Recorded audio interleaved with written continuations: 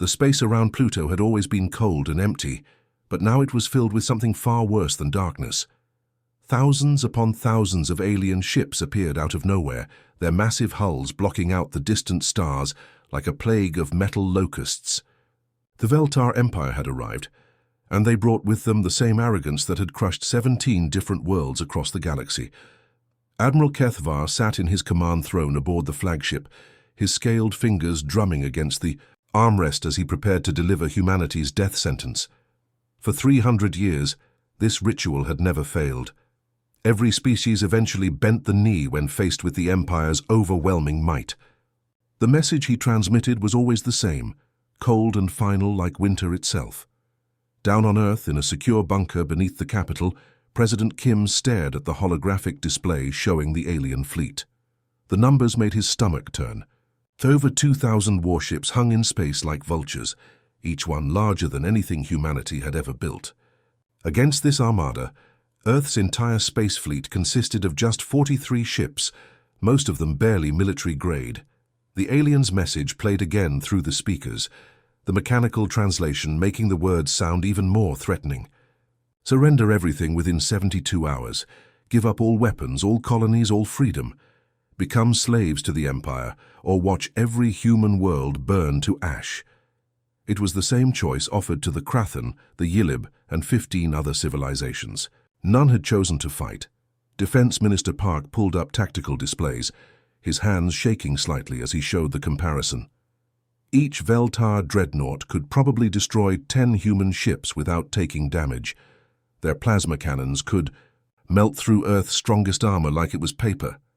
Their shields could absorb nuclear explosions without even flickering. The math is simple, Park said, his voice barely above a whisper. We cannot win this fight. Every simulation shows the same result. Total defeat within hours of engagement. Maybe we should consider their terms, try to negotiate something better for our people. Around the council table, generals and admirals nodded grimly. They were military leaders, trained to think in terms of strategy and tactics.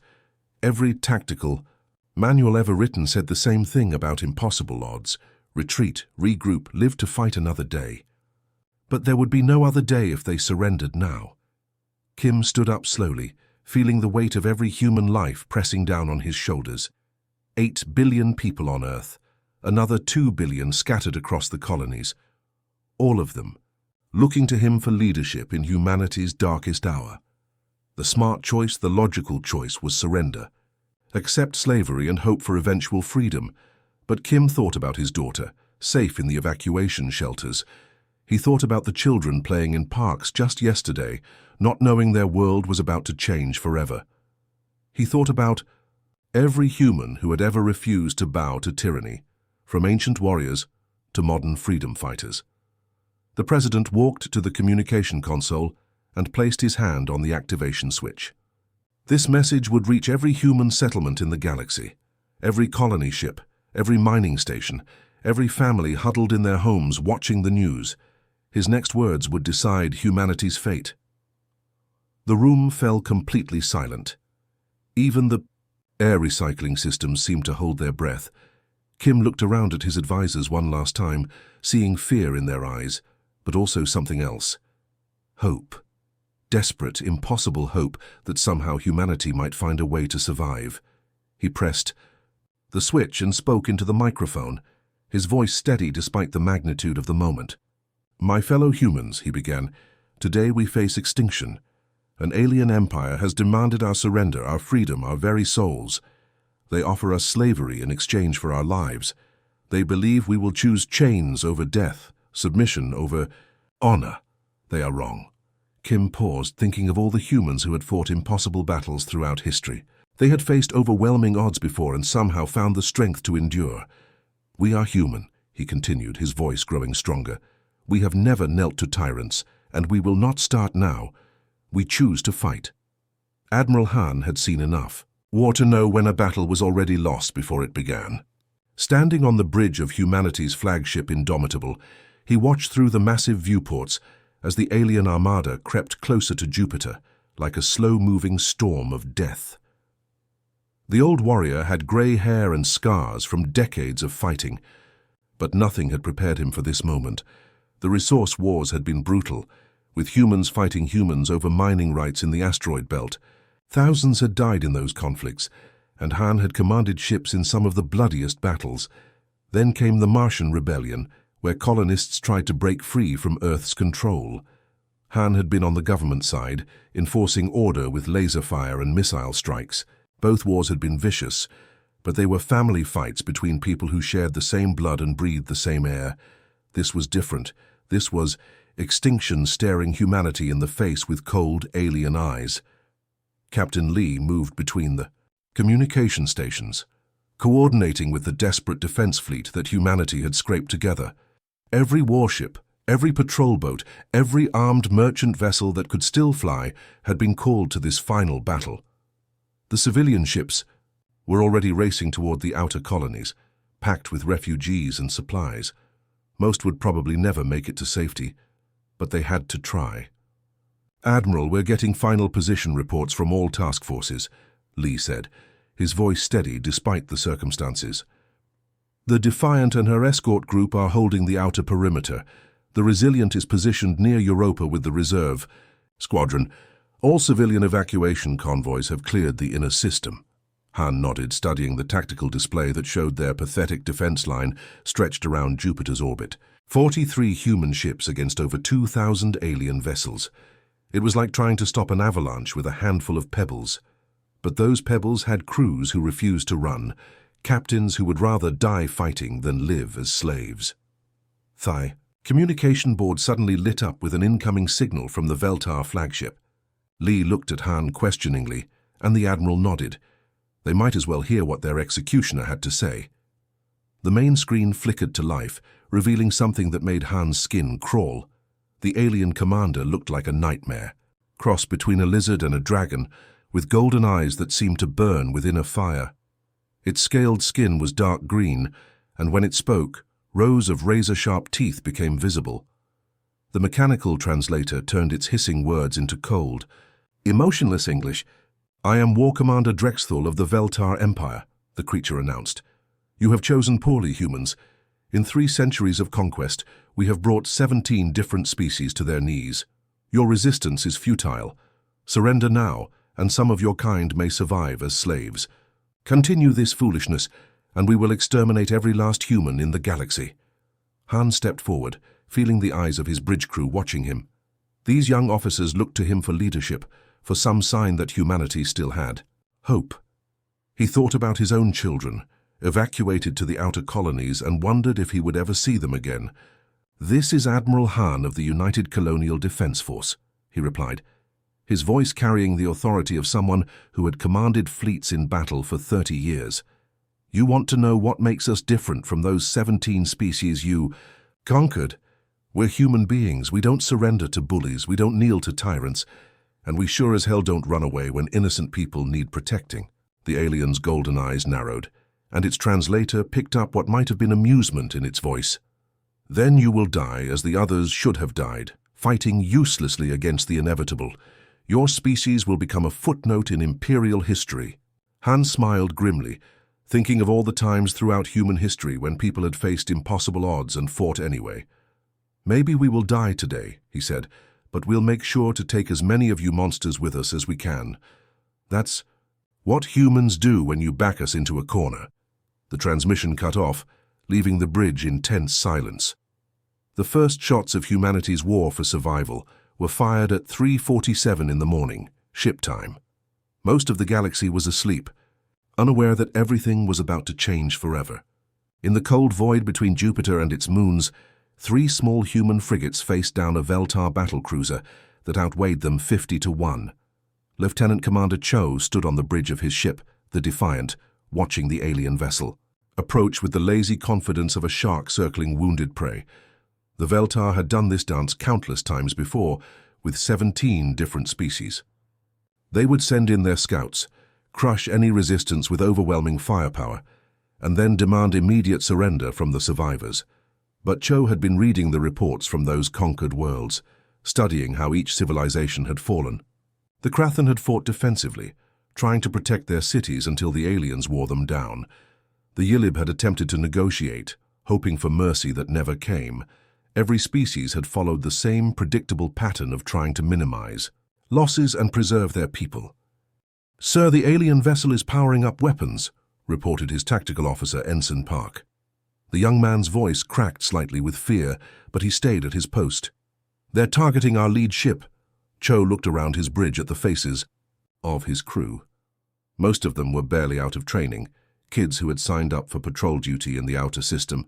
They had never expected to face alien invaders, never imagined they would be humanity's first line of defense against extinction. But here they were, and they deserved to know what he was planning. "Listen up, everyone," Cho said, his voice carrying the calm authority that had made him a natural leader.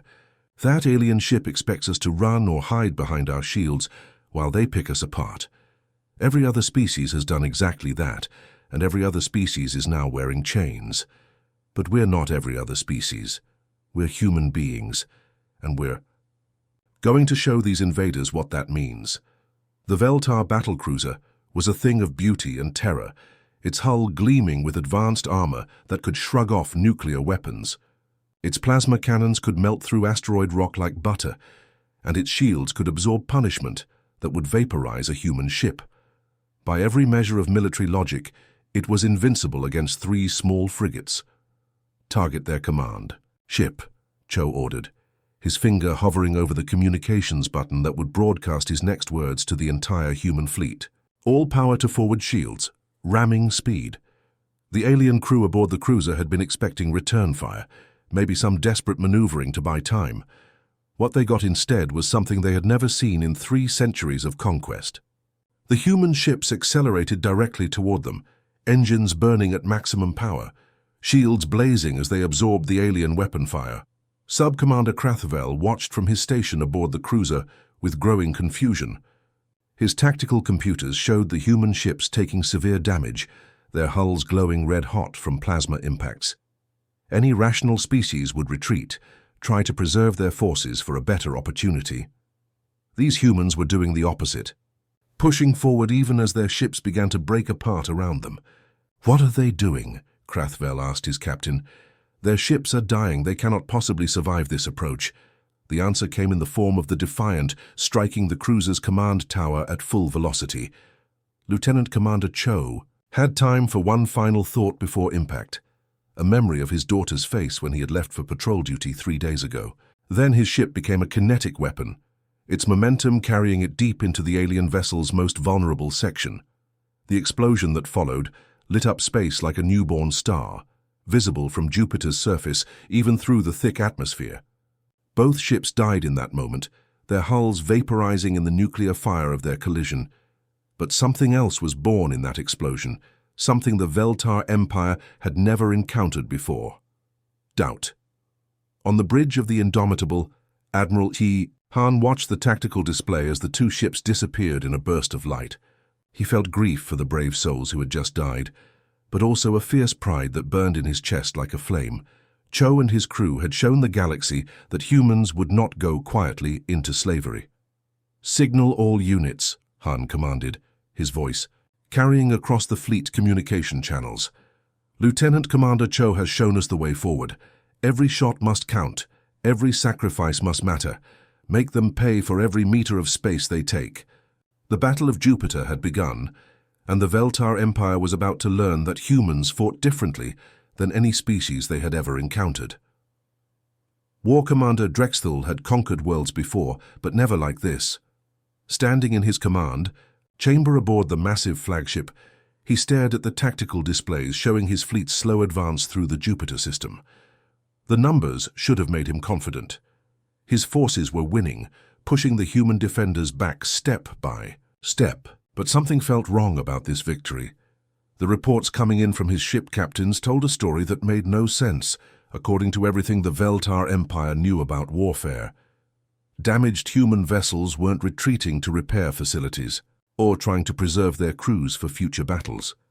Instead, they were turning themselves into guided missiles, ramming into Veltar ships with suicidal determination. "Sir, we're receiving another damage report," announced his tactical officer, a young Veltar named Kethril who had never seen combat like this before. The humans have destroyed another of our heavy cruisers. Their destroyer was crippled, engines failing, but instead of surrendering, they somehow managed to ram our ship's main reactor. Drexthul's clawed fingers drummed against his command throne as he processed this information. In 300 years of conquest, he had seen every possible military tactic. Species fought defensively to protect their worlds. They used guerrilla tactics to wear down superior forces.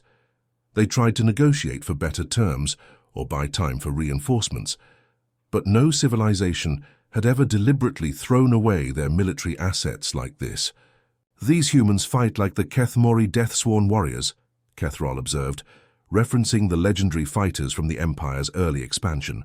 But those were professional soldiers, bred and trained from birth for battle. These humans are barely 2 centuries out of their home solar system.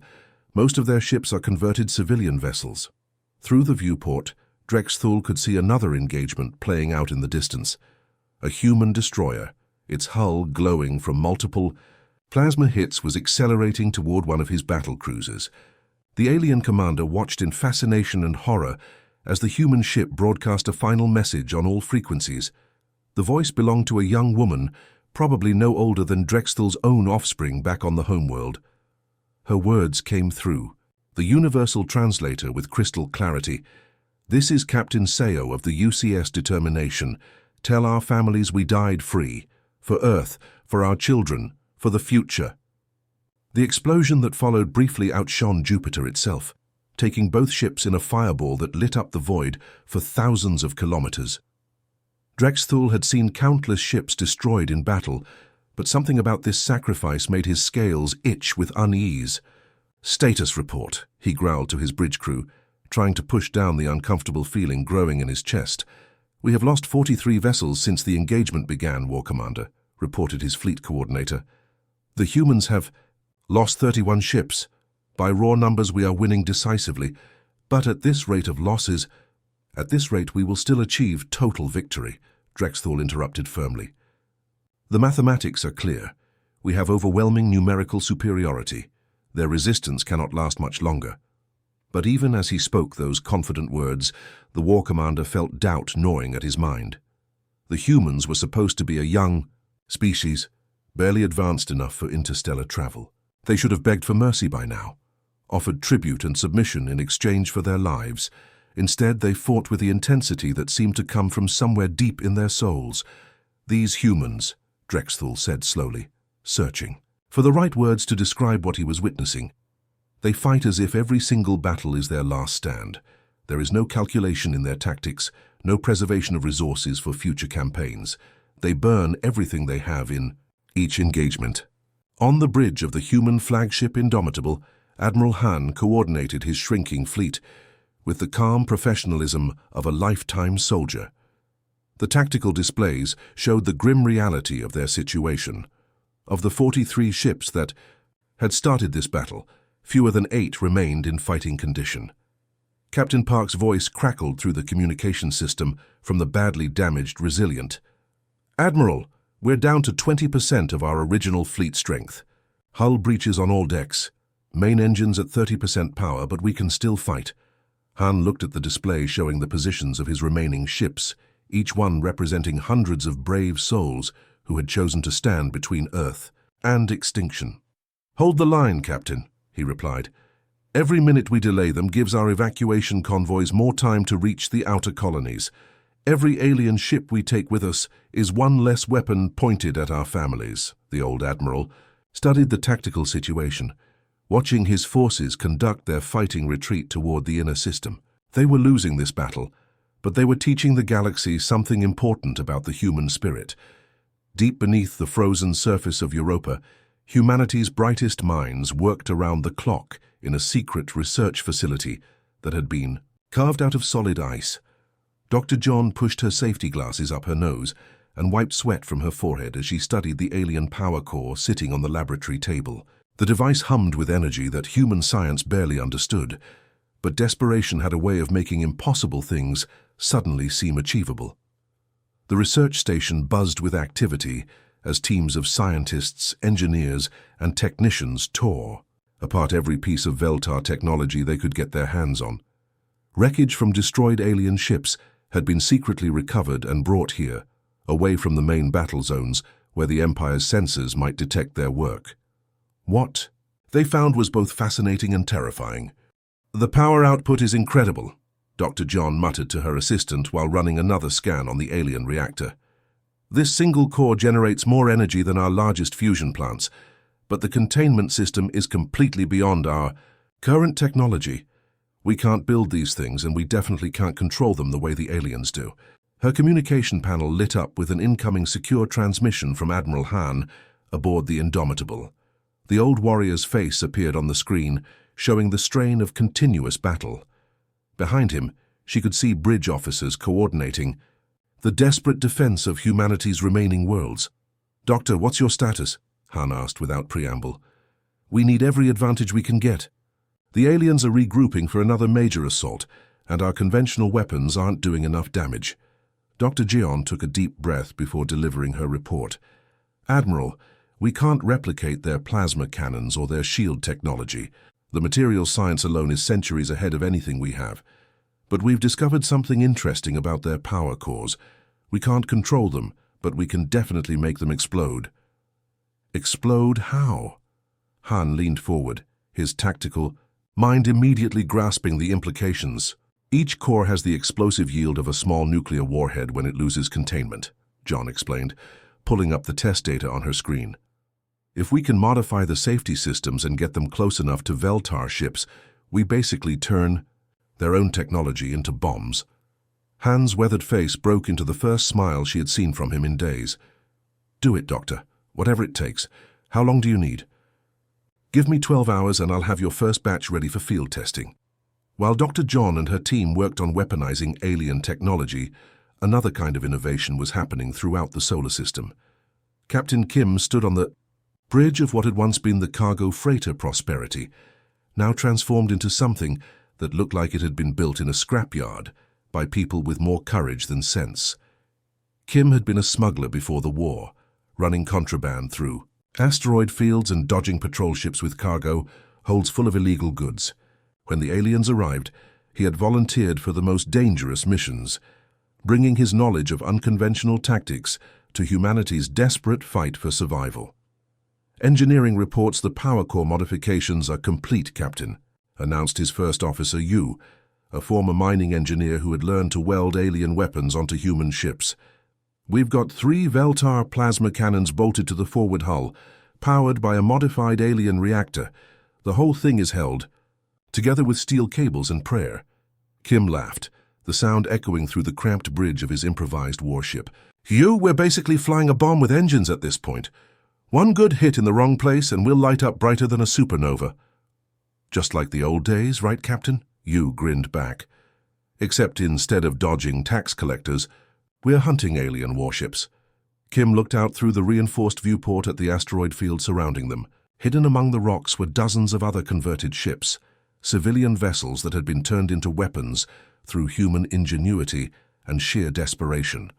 Cargo haulers mounted with missile launchers, mining ships equipped with industrial cutting lasers, even passenger liners converted into troop transports. "Listen up, everyone," Kim announced over the squadron communication channel. "We're not trying to win a fair fight here. Fair fights are for people who have better weapons than the enemy. We're trying to hurt these aliens badly enough that they think twice about coming back to human space. The guerrilla war in the asteroid belt was about to begin, and humanity was learning to fight with whatever tools they could find.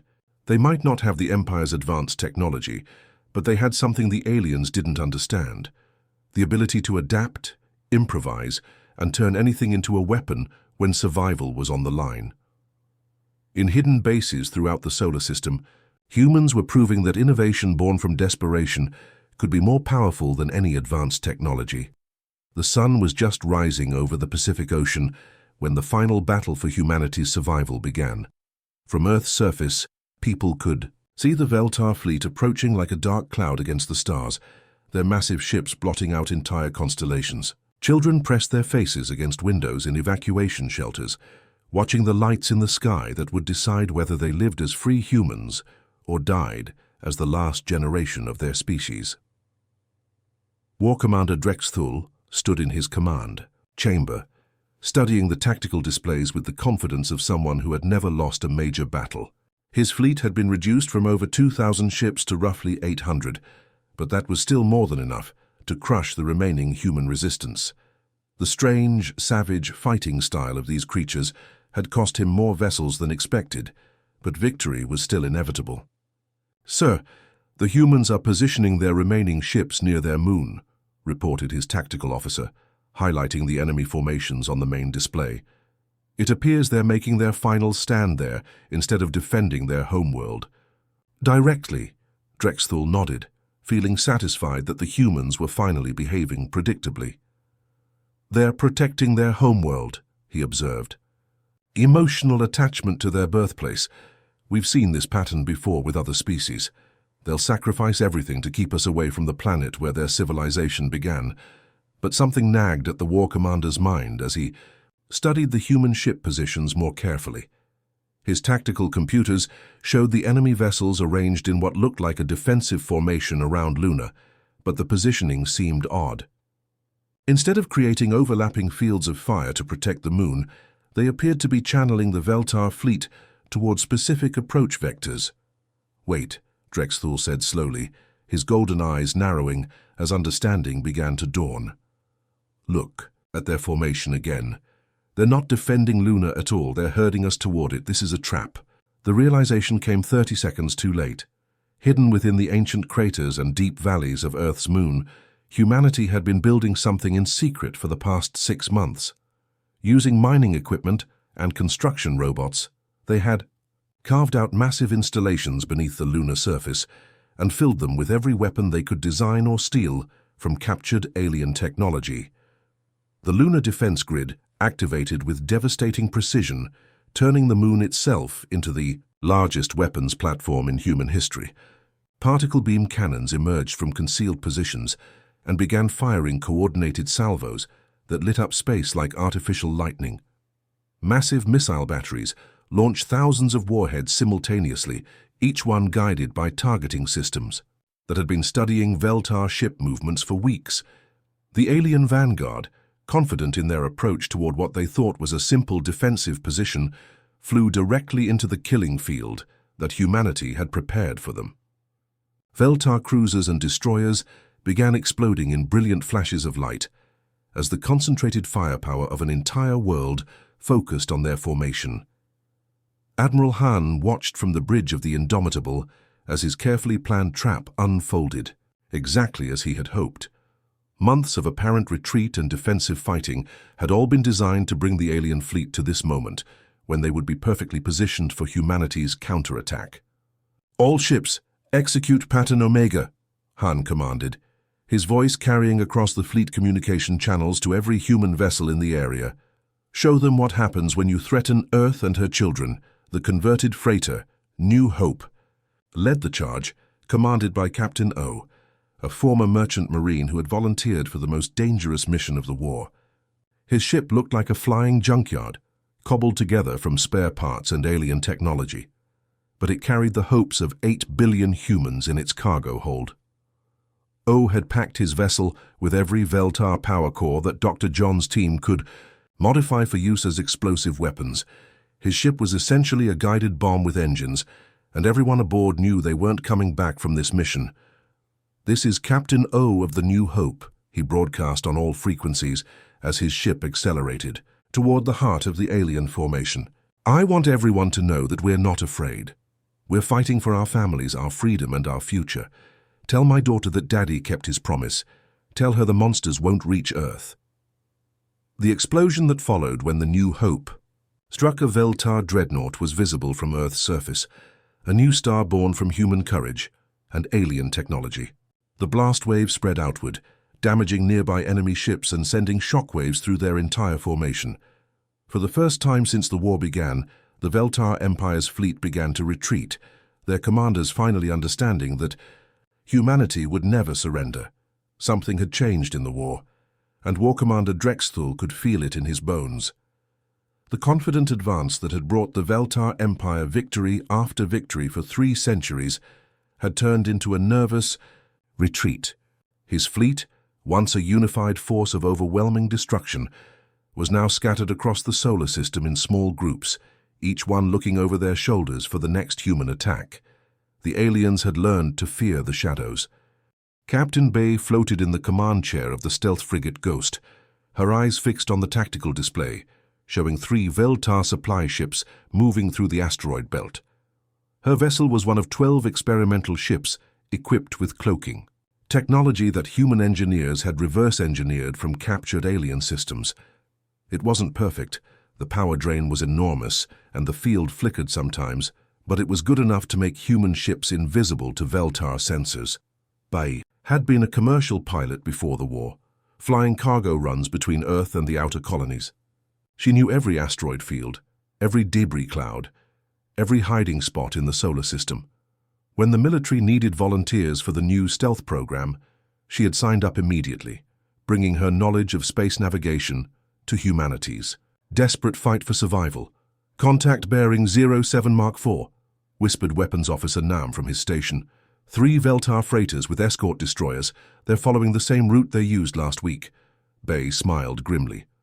The aliens were creatures of habit, following established patrol routes and supply schedules like clockwork.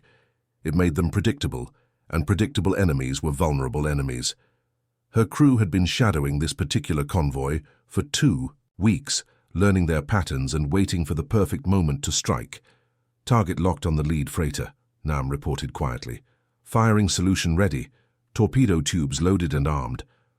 Fire, Bay commanded.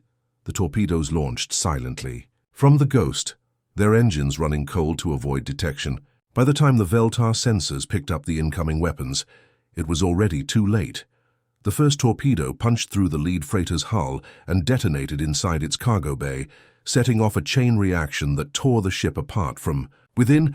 The second and third torpedoes found their targets a moment later, turning 2 more supply ships into expanding clouds of debris and radioactive gas. The Veltar escort destroyers spun wildly, their sensors sweeping space for an enemy they couldn't see, their weapons firing blindly into the darkness. All torpedoes away, Nam reported with satisfaction. 3 confirmed kills. The escorts are searching for us, but they're firing at shadows. Bay watched the alien ships panic on her display, their captains probably screaming orders that made no sense. "Take us deeper into the asteroid field," she ordered. "We'll let them waste their ammunition shooting at rocks, then disappear before they figure out where we are." Across the solar system, similar scenes were playing out as humanity's new tactics spread like wildfire through the resistance. The humans had learned to fight like wolves, using stealth and cunning instead of brute force. They struck from asteroid, fields and debris clouds, hit supply convoys and isolated patrol ships, then vanished before the enemy could respond. Each victory was small by itself, but they were adding up like drops of water slowly wearing away a stone. The Veltar Empire was bleeding ships and supplies, their confident advance turning into a defensive scramble to protect their remaining assets. War Commander Drexthul studied the latest casualty reports in his command chamber, his scaled fingers trembling slightly as he read the numbers. In the past month, his fleet had lost over 200 vessels to human ambush attacks. Not in glorious battle, but picked off one by one like prey animals being hunted by invisible predators. "They're not fighting like any civilized species," he told his officers during the daily briefing. "They use civilian ships as weapons, hide behind debris fields, strike from ambush like common pirates. They have no honor, no code of conduct. This is not warfare. This is terrorism." His tactical officer, a younger Veltar who had been studying human behavior patterns, shook his head slowly. "With respect, War Commander, they have no choice. We came here to destroy their civilization and enslave their people. They fight as cornered animals fight, with everything they have." Drexthul considered this, then shook his head grimly. "No," he said quietly, his voice carrying a note of something that might have been fear. "Animals fight to escape when they're cornered. These humans aren't trying to escape. They're trying to kill us all." The hunter had become the hunted, and the Veltar Empire was learning what it felt like to be prey. At exactly 6 in the morning, ship standard time, every human vessel in the solar system received the same coded transmission. Operation Prometheus was beginning, and with it would come either humanity's greatest victory or their final defeat. There would be no second chances, no fallback plans, no retreat. This was the moment when 8 billion souls would learn whether they would live free or die fighting. Admiral Han stood on the bridge of the Indomitable, surrounded by displays showing the positions of every ship in humanity's makeshift armada. What he saw should have terrified him. Cargo haulers flying alongside military destroyers, civilian transports converted into missile platforms, mining ships jury-rigged with weapons that had never been tested in combat. It was a fleet held together by desperation, courage, and the kind of stubborn human refusal to accept defeat that had carried their species through every dark moment in history. The Veltar Command Fleet had positioned itself in the space between Mars and Jupiter, forming a perfect defensive sphere around their massive flagship. War Commander Drexthul had learned from his previous encounters with human tactics, pulling his remaining forces into a tight formation where they could support each other and concentrate their firepower against any attack. It was a textbook, defensive position, exactly what any military academy would teach. But Han wasn't planning a textbook attack. "All ships, this is Admiral Han," he broadcast across every communication channel, his voice reaching hundreds of vessels scattered throughout the solar system. "Today we fight not just for Earth, not just for our colonies, but for the future of humanity itself. The aliens came here expecting us to kneel, to surrender, to accept slavery in exchange for our lives. Instead, we're going to show them what human beings are really made of." The first wave of the attack hit the Veltar formation like a sledgehammer striking glass. Captain Jun led his destroyer squadron in a direct assault on the outer perimeter, his ships accelerating to ramming speed, even as alien plasma fire tore through their hulls. The destroyers died in brilliant explosions that lit up the void, but each one took an enemy vessel with it, punching holes in the defensive sphere that the aliens had thought was impenetrable. Behind the destroyers came the converted freighters, their crews singing old Earth songs as they drove their improvised weapons deep into the alien formation. These weren't trained military personnel. They were dock workers, cargo pilots, maintenance engineers, who had volunteered to fly one-way missions because someone had to stop the monsters threatening their families. Direct hit on the command. "Ship," Captain Lee reported from his sensor station, his voice cracking with excitement. "Their shields are fluctuating, down to 60%, now 40%. The flagship is taking damage." Han felt his heart pound with something he hadn't experienced in months. Hope. "Second wave. Begin your attack runs. All civilian conversions execute ramming protocols. Show them that every human is a warrior when they have to be." The freighter Determination led the second assault, commanded by Captain Shin, a former cargo pilot who had lost her family in the first alien attacks. Her ship was a masterpiece of desperate engineering, a flying scrapyard held together with steel cables, prayer, and the kind of human ingenuity that turned garbage into weapons when survival was at stake. Shin's voice came across the fleet communication system, calm and steady despite the chaos around her. "This is Captain Shin of the Determination. I want everyone to know that this isn't the end. This is our beginning. We're not just fighting to survive anymore. We're fighting to win." Her ship accelerated toward the Veltar flagship, its makeshift armor glowing cherry red from plasma impacts. In the cargo bay, dozens of modified alien power cores waited to be delivered directly to the enemy command ship. Shin aimed for the bridge, where War Commander Drexthul was probably watching his perfect formation fall apart under the assault of creatures he had underestimated. "For Earth!" Shin shouted as her ship struck the flagship's command tower. "For our children! For the future!" The explosion that followed was visible from Mars, a new star born from human courage and alien technology. The blast wave rippled outward, damaging nearby Veltar ships and sending a message across the galaxy that would echo for centuries. Humanity would never kneel. 6 months had passed since the final battle above Earth, and the galaxy would never be the same again. The news of humanity's impossible victory had spread across thousands of star systems like wildfire, carrying with it a message that shook the foundations of the oldest civilizations in known space. A young species, barely 2 centuries into their journey among the stars, had done what no one thought possible. They had defeated the Veltar Empire. The story was told in whispers at first, then in growing voices of hope and rebellion. Humans, with primitive technology and outdated weapons, had faced down the galaxy's most powerful military force and won through nothing but raw determination and an absolute refusal to surrender. Species that had lived under the Empire's boot for centuries began to ask themselves a dangerous question. If humans could do it, why couldn't they? Fleet Admiral Han stood on the observation deck of Terra Station, the massive space platform that had been built in Earth's orbit as a symbol of humanity's new role in galactic affairs. Through the reinforced windows, he could see ships arriving from across the galaxy, vessels belonging to species that had thrown off their chains and joined the growing alliance against tyranny. The Kethmori had been the first to rebel, their warrior culture finally finding the courage to strike back against their oppressors after hearing how humans had turned cargo ships into weapons. The Zephyrians followed, their crystal-based technology proving devastating when combined with human tactical innovations. Then came the Collective, the Builders, and dozens of other species who had decided that freedom was worth any price. "Sir, we're receiving another transmission from the Veltar High Command," reported Captain Park, who had been promoted to Han's Chief of Staff after their victory. "They're requesting negotiations for a ceasefire. The message came through diplomatic channels this time, not military ones." Han turned away from the window, his weathered face showing the mix of satisfaction and determination that had carried him through humanity's darkest hour. "What are their terms?"